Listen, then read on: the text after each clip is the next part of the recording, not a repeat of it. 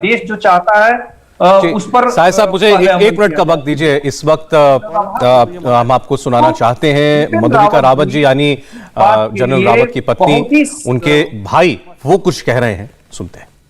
बहुत खतरनाक था और ऐसा होना नहीं चाहिए था, लेकिन हो तो गया। और अभी हम लोग 10 दिन पहले ही उनसे मुलाकात किए थे। दशहरा में उनके साथ में बैठ करके हम लोगों ने दशहरा का कार्यक्रम भी किया था। हमारी बेटी ने जो शस्त्र पूजन है वो जिया जी के साथ में मिल के किया था। तो आज इतना क्लोज रिश्ता था हमारा उनका, और लगातार बात होती रहती है। कल ही बात हुई थी हमारी।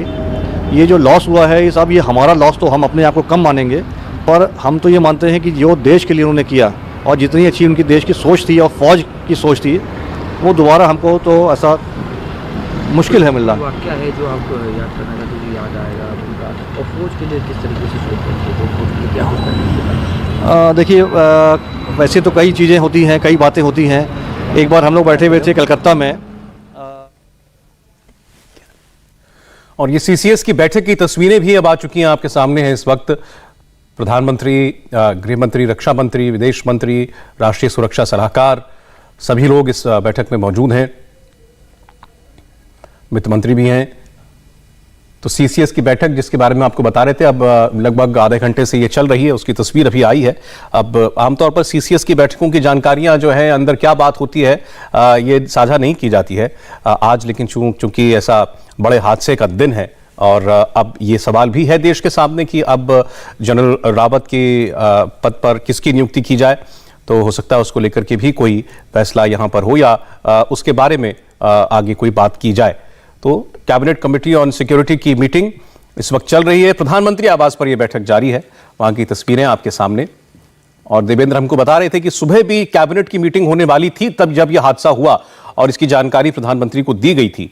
और उसके बाद कैबिनेट में फिर रक्षा मंत्री ने इसके बारे में विस्तार से बताया था।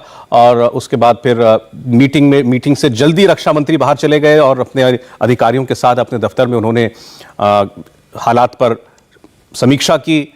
और उसके बाद जब सारी बातें स्पष्ट हो गई, उन्हें यह जानकारी दे दी गई कि जनरल रावत नहीं रहे हैं, तो उसके बाद फिर वो जनरल रावत के घर जाकर उनके परिजनों से मिले, और उसके बाद आर्मी चीफ भी वहां पर पहुंचे। तो यकीनन आज एक बहुत ही बड़ी क्षति का दिन हम सब के लिए रहा है। और विंग कमांडर सहाय साहब जो हैं, हमें बता रहे थे अभी कि जनरल रावत के सबसे बड़े योगदान को किस रूप में हमें याद रखना चाहिए। जी सहाय साहब।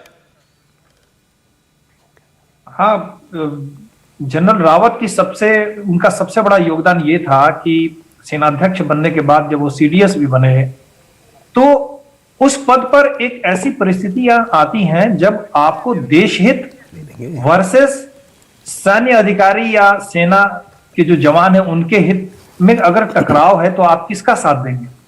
तो ऐसी परिस्थिति को जनरल रावत ने बहुत ही बखूबी से उसमें एक सामंजस्य स्थापित किया, और वो राजनीतिक नेतृत्व जो है देश का, उसके साथ उनके इतना अच्छा तालमेल था कि मैं समझता हूं कि भारतीय नेतृत्व को ये बहुत बड़ा एक धक्का लगेगा जनरल रावत के जाने से।